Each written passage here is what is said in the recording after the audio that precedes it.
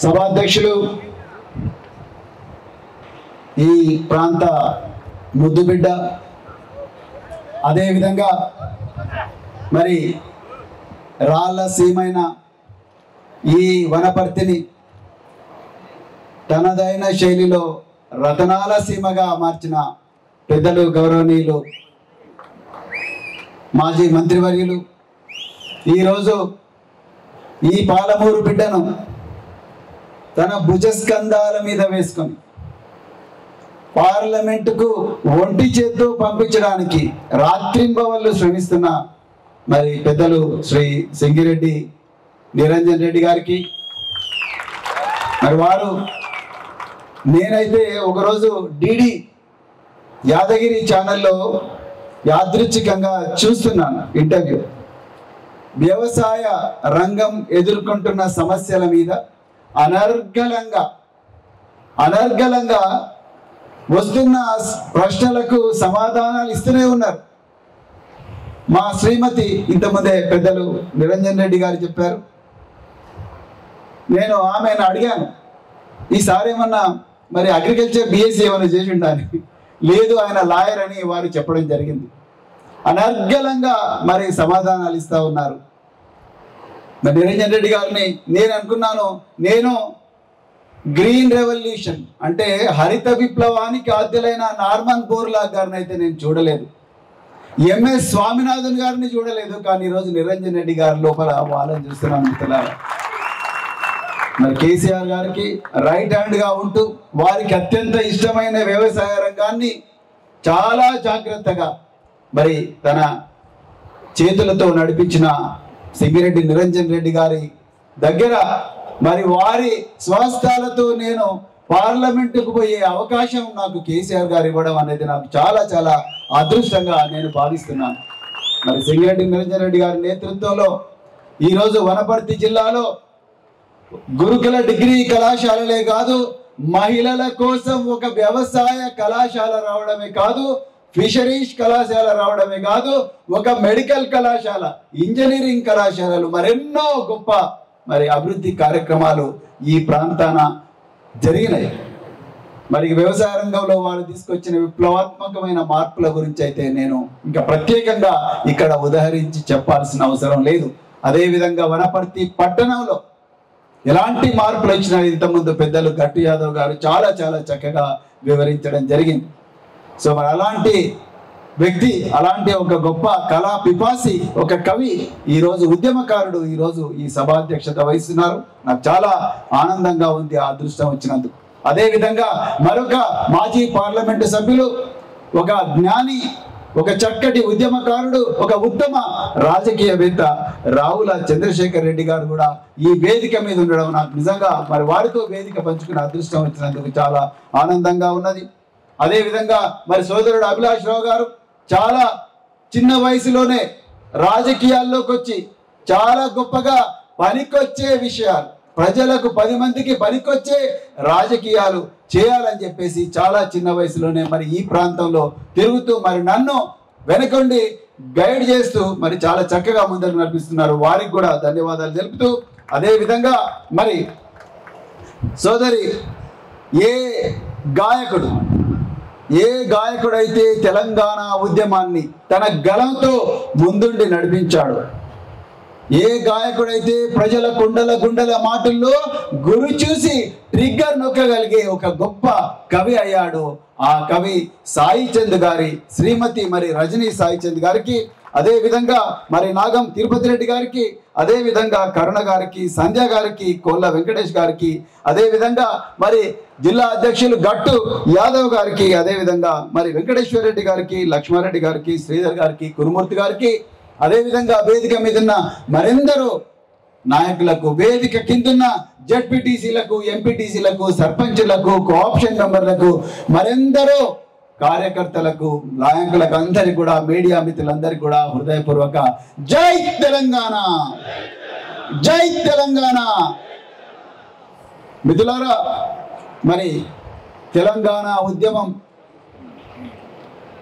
వీరోచితంగా నడిపి తమ విలువైన ప్రాణాలను ఈ తెలంగాణ కోసం అర్పించిన అమరవీరులందరినీ కూడా స్మరించుకుంటూ మలిదశ తెలంగాణ ఉద్యమంలో శ్రీకాంతచారు నుండి మొదలు పెడితే వేణుగోపాల్ రెడ్డి దాకా, వేణుగోపాల్ రెడ్డి నుంచి మొదలు పెడితే మరి ఇషాంత్ రెడ్డి దాకా, ఇషాంత్ రెడ్డి నుంచి మొదలు పెడితే భోజ్యానాయక్ దాకా, భోజ్యానాయక్ నుంచి సాయి కుమార్ దాకా, సాయి కుమార్ నుంచి సిరిపురం యాదయ్య దాకా, సిరిపురం యాదయ్య నుండి సాయి చంద్ దాకా మరెందరో వందలాది మంది అమరవీరులందరినీ కూడా స్మరించుకుంటూ మరి తెలంగాణ ఉద్యమం 1969 నుండి స్టార్ట్ కాకముందే సాయుధ తెలంగాణ రైతాంగ పోరాటాన్ని ముందుండి నడిపించిన దొడ్డి కొమరయ్య గారిని ప్రత్యేకంగా మరి ఈ రోజు స్మరించుకుంటూ, ఎందుకంటే ఈ రోజు వారి జయంతి మిత్రులారా.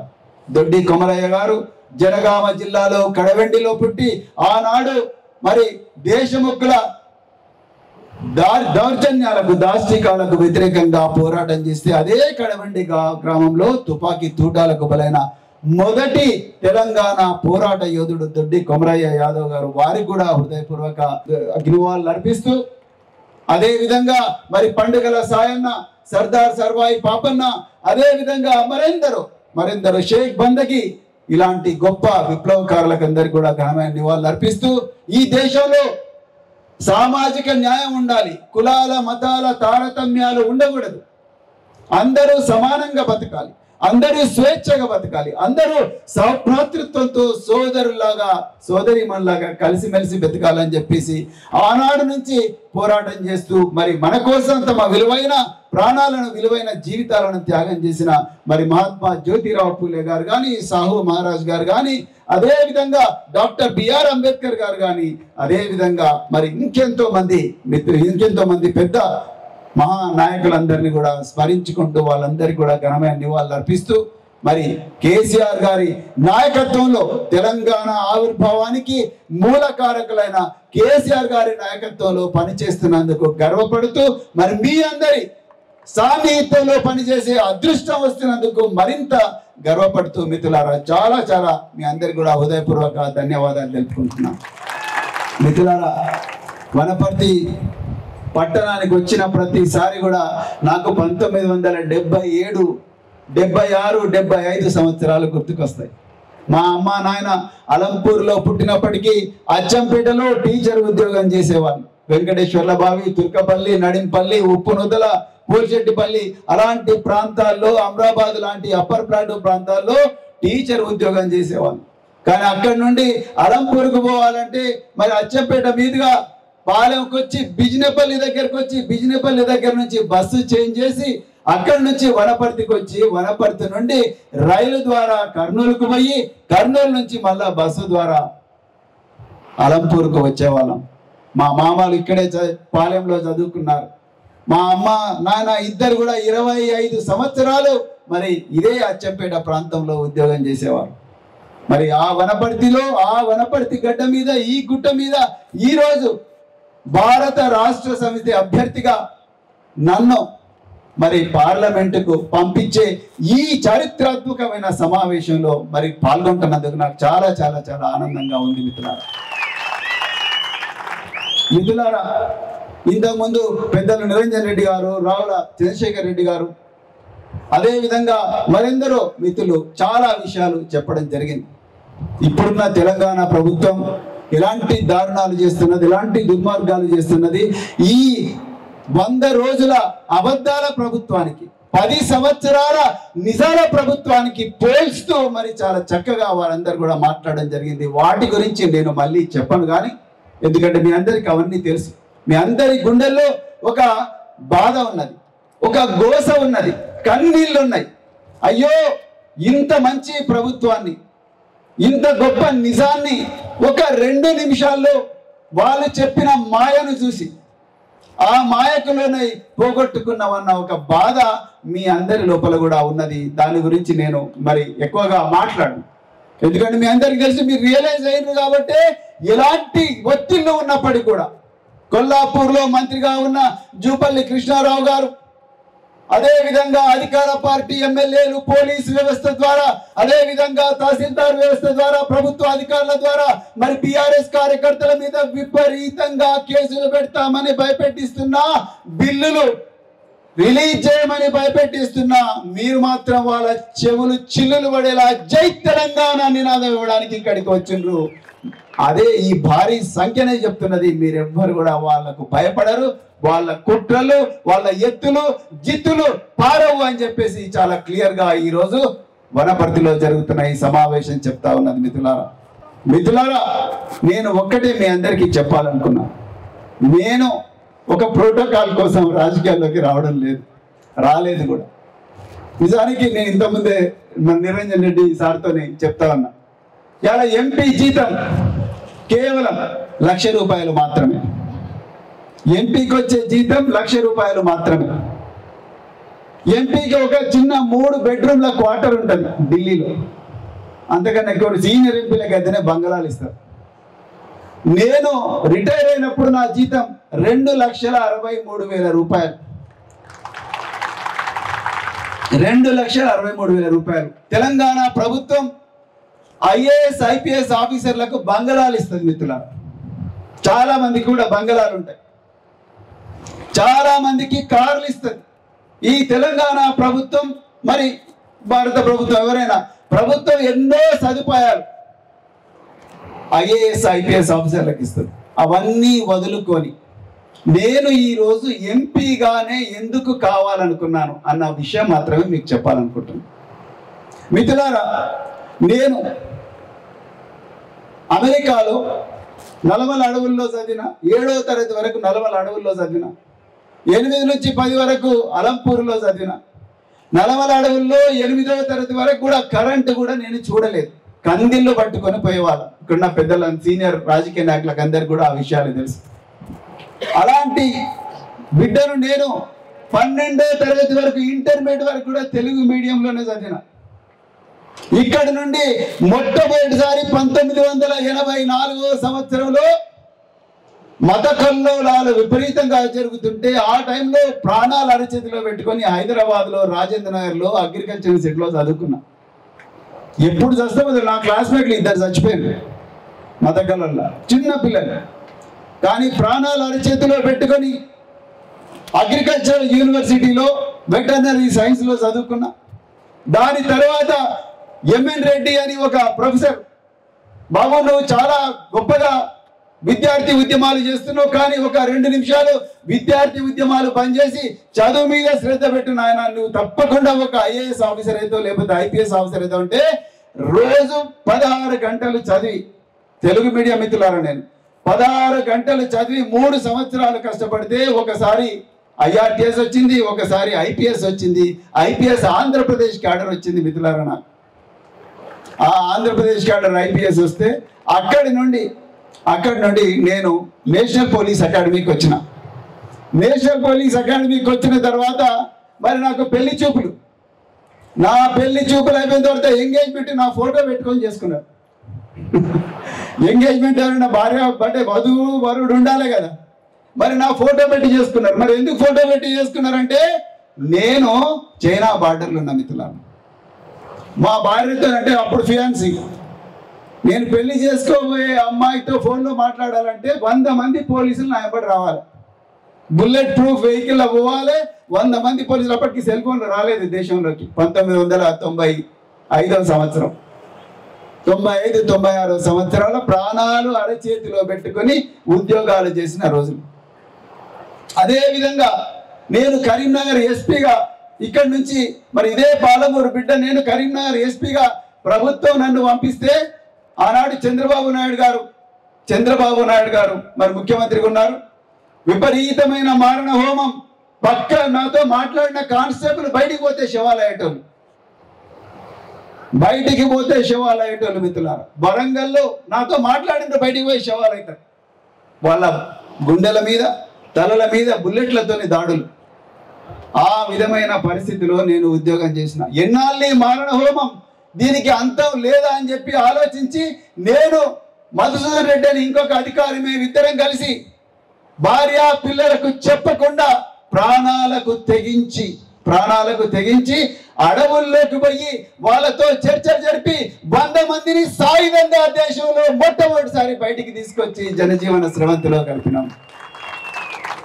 ఎక్కడ కూడా మాకు నేషనల్ పోలీస్ అకాడమీలో కానీ మాకు ఇచ్చిన ఐపీఎస్ కోడ్లో కానీ రాజ్యాంగంలో కానీ ఐపీసీ సిఆర్పిసి ఇండియన్ ఎవిడెన్స్ యాక్ట్లో ఎక్కడ కూడా ఈ విధంగా చెయ్యాలని చెప్పలేదు. అదే మీకు చెప్పాలనుకుంటున్నాను నేను.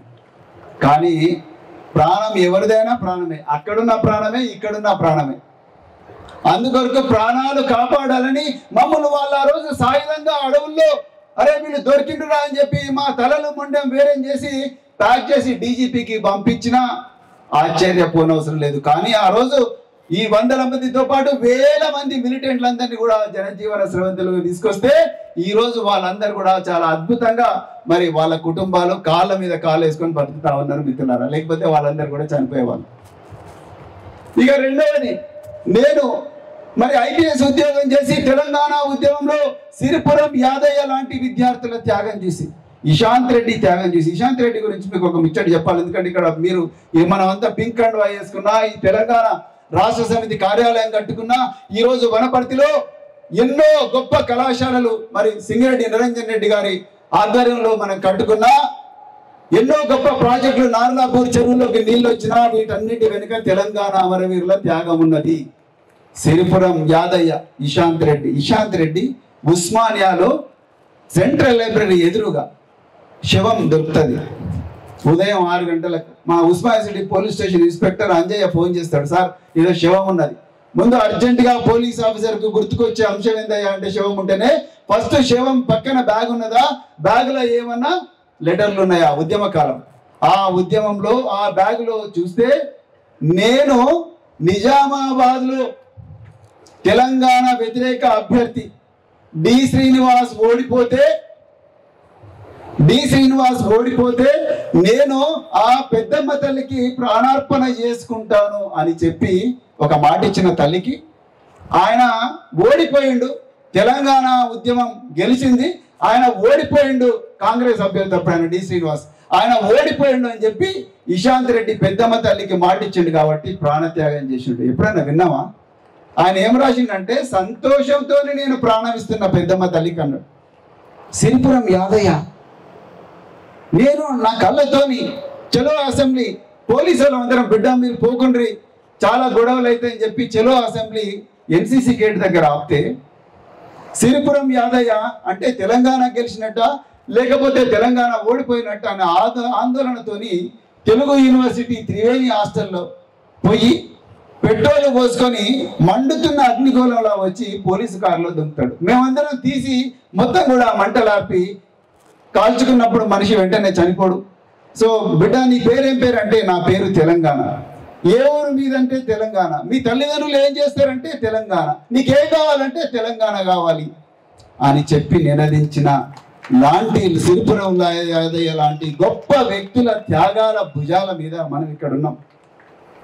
ఈరోజు మరి వనపర్తి నుంచి 8 మంది కౌన్సిలర్లు వాళ్ళు కాంగ్రెస్ పార్టీకి పోయిండ్రు. నాకైతే ఆశ్చర్యం వేస్తున్నది. గద్వాలలో 17 మంది కౌన్సిలర్లు మరి అక్కడున్న స్థానిక ఎమ్మెల్యే గారి మీద ఎందుకోసం పోయినరు అంటే నేను ఎందుకు పోతున్నా అంటే ఎందుకు అంటున్నా అంటే ఈ మాట అంటే మీరు తెలంగాణ వ్యతిరేకులు, తెలంగాణకు ద్రోహం చేసిన ఈ కాంగ్రెస్ పార్టీ పంచన చేరేటప్పుడు దయచేసి ఇషాంత్ రెడ్డి, వేణుగోపాల్ రెడ్డి, సాయి కుమార్, సాయి చందు, అదే విధంగా సిరిపురం యాదయ్య, భోజ్య నాయకు, మరెందరో శ్రీకాంతచారి ఇలాంటి అమరవీరుల త్యాగాలను గుర్తుకు తెచ్చుకోండి.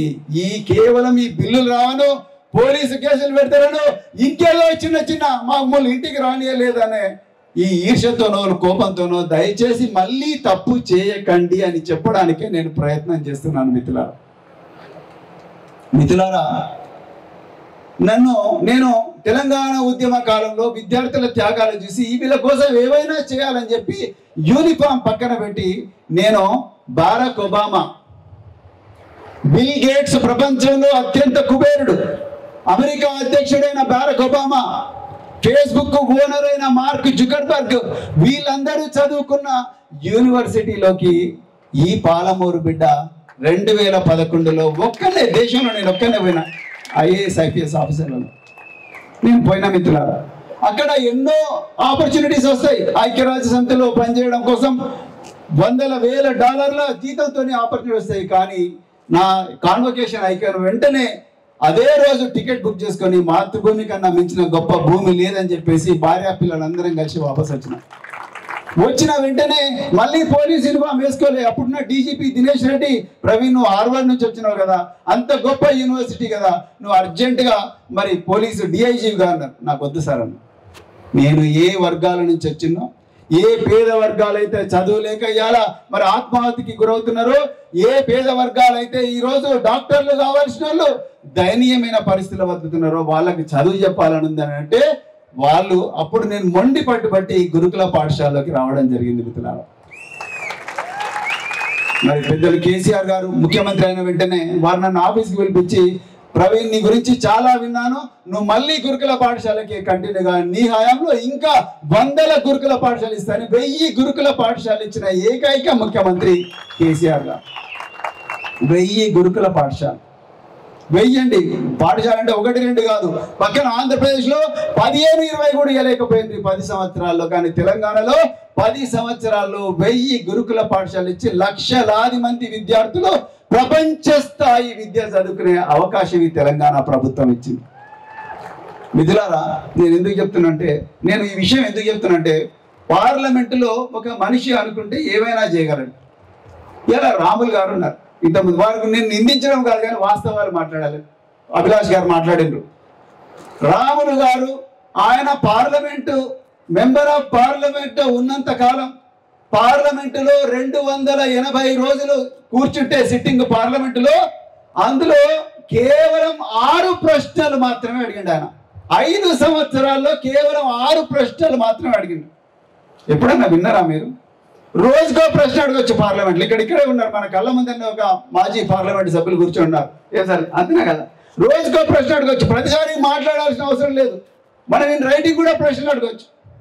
మరి ఒక్క రోజు కూడా ప్రశ్న లేకుండా కేవలం 6 ప్రశ్నలతోనే సరిపెట్టుకున్నారు రాములు గారు. ఇక మల్లు రవి గారు 91 నుంచి 96, అదే విధంగా మరి 98లో ఒక బై ఎలక్షన్లో ఎప్పుడో మరి ఆయన పార్లమెంట్ సభ్యులైనరు. ఆయన ఎప్పుడన్నా నాగర్ కర్నూలు గురించి పార్లమెంట్లో మాట్లాడిండా? పార్లమెంట్ మాట్లాడితే Nagar Kurnool parliament reports archive నుంచి తీసి చూపించమని చెప్పండి మల్లురావు గారికి. ఇప్పుడు ఆయన వయసు 73 సంవత్సరాలు. మరి గుర్తుందో లేదో నాకు తెలియదు ఆయనకి. మరి ఆయన అడగండి ఒకసారి, ఎప్పుడైనా మాట్లాడిండు ఆయన? నిజానికి 2004లో వైఎస్ రాజశేఖర రెడ్డి గారు ముఖ్యమంత్రిగా ఉన్నప్పుడు తెలంగాణ అధికార ప్రతినిధి ఎవరో మీకు గుర్తుందా? ఢిల్లీలో ఎవరు? ఇదే మల్లురవి గారు. మరి ఏం చేసిండు ఆయన? ఢిల్లీలో అధికార ప్రతినిధి ఉండి తెలంగాణ ఉద్యమకారులను, తెలంగాణ ఉద్యమం ఒక కెరటంగా ఉపెత్తున లేచినప్పుడు ఎన్నికైన ఎమ్మెల్యేలను కొనడానికి అవసరమైన డబ్బులు ఢిల్లీలో ఉండి సమకూర్చిండు మల్లురవి. ఇలా ఏ ముఖం పెట్టుకొని ఇలా నాగర్ కర్నూలు పార్లమెంట్ తెలంగాణ గడ్డ మీదకి వచ్చి నాకు ఓట్లు కావాలని అడుగుతా ఉన్నాడు. నన్ను మళ్ళీ ఎంపీగా పంపించమని అడుగుతా ఉన్నాడు. మీరు అర్థం చేసుకోండి ఒకసారి. ఇప్పుడున్న ముఖ్యమంత్రి రేవంత్ రెడ్డి గారు మళ్ళీ ఆయనను అధికార ప్రతినిధిగా మళ్ళీ పెట్టిండు. మీరు అర్థం చేసుకోండి. అధికార ప్రతినిధి ఆనాడు ఏం చేసిండు, ఈనాడు ఏం చేయబోతున్నాడు అనేది మీకు అందరికీ కూడా క్లియర్గా అర్థం కావాలి.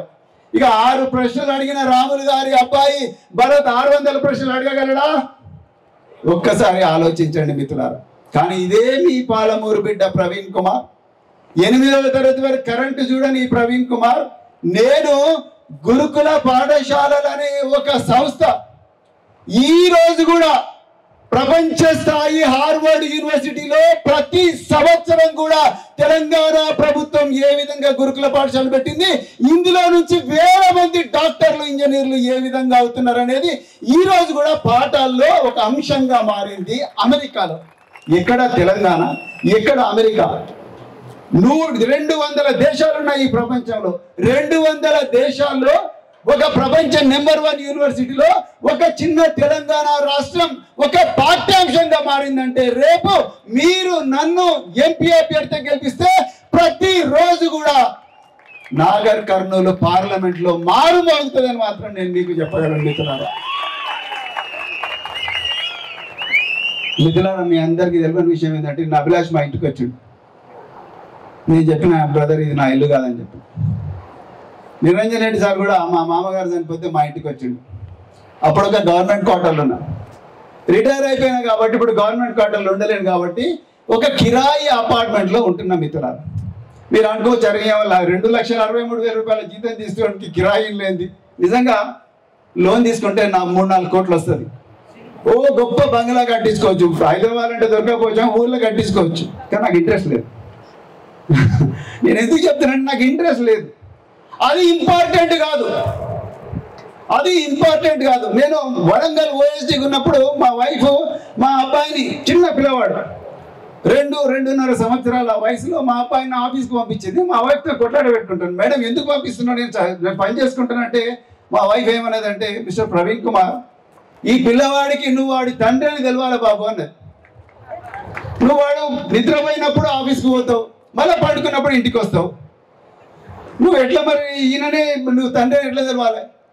నేను అన్న, మేడం నీ ఆలోచన బాగానే ఉంది, కానీ నేను ఉద్యోగం చేయకపోతే ఎంతోమంది మన బిడ్డలాంటి పిల్లలు అనాథలయ్యే పరిస్థితి ఉన్నది, వాళ్ళ తల్లిదండ్రులు చనిపోయే పరిస్థితి ఉన్నది. అంటే మేము ఎప్పుడు కూడా ప్రజల గురించే ఆలోచించినాం, అంతే తప్ప వేరే వాళ్ళ గురించి. మా అబ్బాయి ఢిల్లీ యూనివర్సిటీలో చదివాడు. ఎక్కడైతే మన్మోహన్ సింగ్ గారి అమ్మాయి, డాక్టర్ మన్మోహన్ సింగ్, మా మాజీ ప్రధాని వాళ్ళ అమ్మాయి, అరుణ్ జైట్లీ, ఎంతో మంది గొప్ప గొప్ప వ్యక్తులు ఏ యూనివర్సిటీలో చదువుకుంటారో ఆ యూనివర్సిటీ, ప్రభుత్వ యూనివర్సిటీలో మా అబ్బాయి చదివి ఒకరోజు నాకు ఫోన్ చేసిండు, నాన్న నేను ఒక్కనే కాదు, ఐఏఎస్ ఐపీఎస్ పిల్లలు మస్తు మంది చదువుతున్నారు, కానీ పేద పిల్లలు ఎప్పుడు చదువుతారు ఇక్కడ అని చెప్పి నా దగ్గరికి వచ్చి కొట్లాడి ఒక పాలసీ నేను తయారు చేస్తాను, ఒక పాలసీ తయారు చేస్తే నేను మినిస్టర్ దగ్గరికి పోయి ఆ పాలసీ అప్రూవ్ చేసుకొని 300 మంది ఎస్సీ ఎస్టీ బీసీ మైనారిటీ అగ్రవర్ణాల్లో ఉండే పేదల పిల్లలను, రేకుల షెడ్లలో ఉండే పిల్లలను ఎయిర్ కండిషన్ హాస్టల్లో ఢిల్లీలో పెట్టి ఇలా చదివిస్తే పూజ అనే అమ్మాయి ఆర్ఫన్ అండి, అంటే తల్లిదండ్రులు ఇద్దరు లేరు. ఆ అమ్మాయి బాగా చదువుకొని అలా బ్లాక్ రాక్ కార్పొరేషన్లో పనిచేస్తుంది. బ్లాక్ రాక్ కార్పొరేషన్ అంటే ఒక నిమిషం చెప్పాలి మీకు, ప్రపంచంలో ఉండే అత్యంత కుబేరులు, బిలియనీర్లు అంటే అపర కోటీశ్వరులు, వాళ్ళ ఆస్తులు వాళ్ళు మేనేజ్ చేసుకోలేక మీరు మా ఆస్తులు మేనేజ్ చేయండి అని చెప్పి ఒక కార్పొరేషన్కి ఇచ్చారు. దాని పేరే బ్లాక్ రాక్ కార్పొరేషన్. ఆ బ్లాక్ రాక్ కార్పొరేషన్లో ఒక అనాథ అమ్మాయి లక్షల రూపాయల జీతం తీసుకుంటా ఉన్నది. గుంట కింది రాణి పెద్ద నిరంజన్ రెడ్డి గారు ఇక్కడే ఉన్నారు. వనపర్తి లాంటి డిగ్రీ కళాశాల, మహబూబ్నగర్లో పిల్లల మరి దగ్గర మరొక డిగ్రీ కళాశాల. నేను ఆ రోజు కేసీఆర్ గారు ఒక మాట అన్నారు, ప్రవీణ్ నీకు బిల్డింగులు ముందర కావాలన్నా కాలేజ్ ముందర కావాలన్నా అంటే నేను కొంచెం ఆలోచించాను. సార్ నాకు కాలేజ్ కావాలి, బిల్డింగ్ లేదని అవసరం లేదని చెప్పిన, ప్రైవేట్ బిల్డింగ్లు అయినా తీసుకుంటాం, బిల్డింగులు అవసరం లేదు, ముందు కాలేజీలు ఓపెన్ చేద్దామంటే ఇంజనీరింగ్ విద్యకు కూడా డబ్బులు లేక పిల్లలను చిన్నప్పుడే పెళ్లి చేస్తుంటే ఆ పిల్లలందరినీ తీసుకొచ్చి ప్రైవేట్ బిల్డింగ్ పెట్టి డేటా సైన్స్ ప్రోగ్రాంలో ట్రైన్ చేస్తే ఈరోజు సంవత్సరానికి 33 లక్షల రూపాయలు సంపాదిస్తుంది రాణి. 33 లక్షల రూపాయలు 24 సంవత్సరాల వయసులోనే సంపాదిస్తుంది. ఒక్కసారి ఆలోచించండి. మన నాగర్ కర్నూలు ప్రాంతంలో అచ్చంపేట నుంచి మొదలు పెడితే అలంపూర్ దాకా 90% రైతు కుటుంబాలే ఉన్నాయి. ఏ రైతు కుటుంబం మీదైనా అప్పు ఉంటుంది. ఆ అప్పుకు వాళ్ళ ఇళ్లలో పిల్లలు రాణిలాగా ప్రతి ఇంట్లో కూడా ఒక అమ్మాయి తయారైతే రైతుకి బాధ ఉంటుందా? ఉంటుందా? ఒక్కసారి 2 చేతులైతే చెప్పండి, ఉంటుందా? ఉండదు. మరి అలాంటి అమ్మాయిలు కావాలా అవుతా? బరాబర్ కావాలి మిత్రులారా. అలాంటి పరిస్థితి రావాలంటే మనం అసెంబ్లీలో అయినా పార్లమెంట్లో అయినా ఇప్పాలి. చట్టసభల్లో మనం అక్కడ తయారు చేయబోయే పాలసీల మీద మనం మాట్లాడాలి.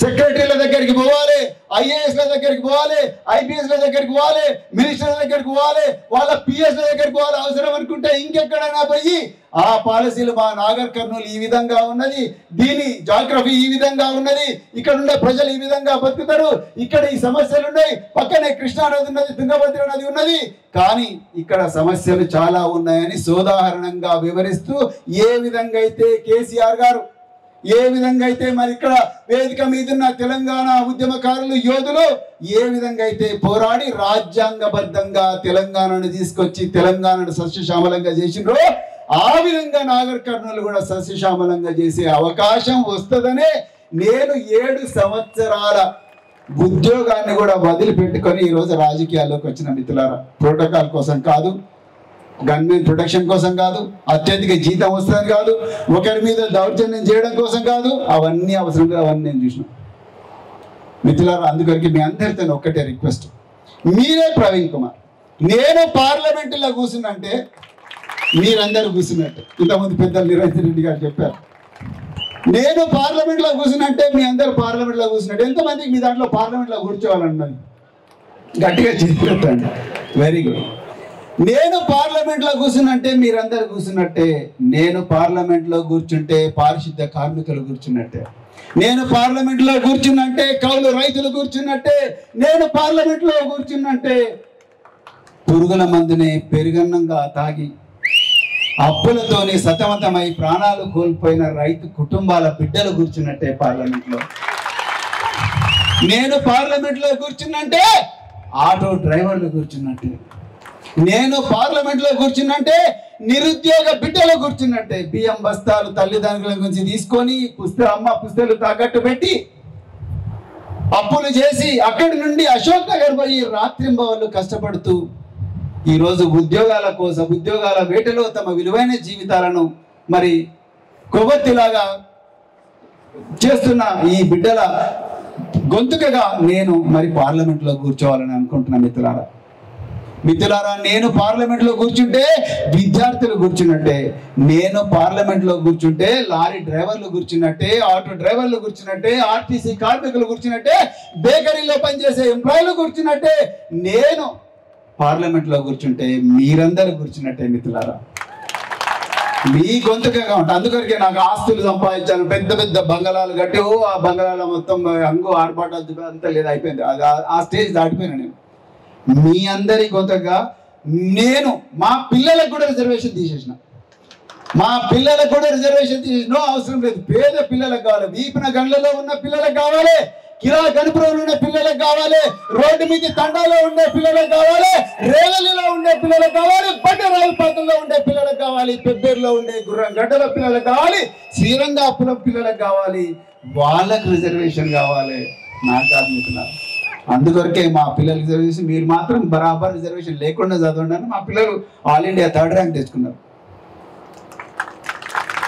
రేపు మా పిల్లలు ఎట్లయితే చేసిండ్రో మీ పిల్లలు కూడా ఆ విధంగానే చేయాలని ఒక కళ నేను కంటున్న. మిత్రులారా, ఆ అవకాశం ఈరోజు మరి పెద్దలు కేసీఆర్ గారు నాకు ఇచ్చారు. ఎట్లైనా చేసి ప్రవీణ్ కుమార్ను బరాబర్ పార్లమెంటుకు పంపిస్తానని పెద్దలు సింగిరెడ్డి నిరంజన్ రెడ్డి గారు తన భుజస్కంధాల మీద వేసుకొని కేసీఆర్ గారికి మాట ఇచ్చి ఇవ్వాలని నన్ను ఇక్కడికి తీసుకొని వచ్చారు. మిత్రులారా, వారికి గట్టిగా చప్పట్లు కొట్టండి. మిత్రులారా, చివరిగా ఒక్క మాట, మనకు తెలంగాణ రాష్ట్ర సమితి, ఇప్పుడు భారత రాష్ట్ర సమితికి అధికారం ఊరికనే పోలే.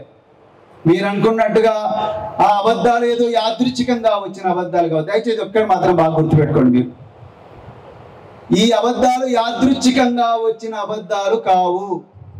దీని వెనక కొన్ని కంపెనీలు సీరియస్గా పనిచేస్తాయి.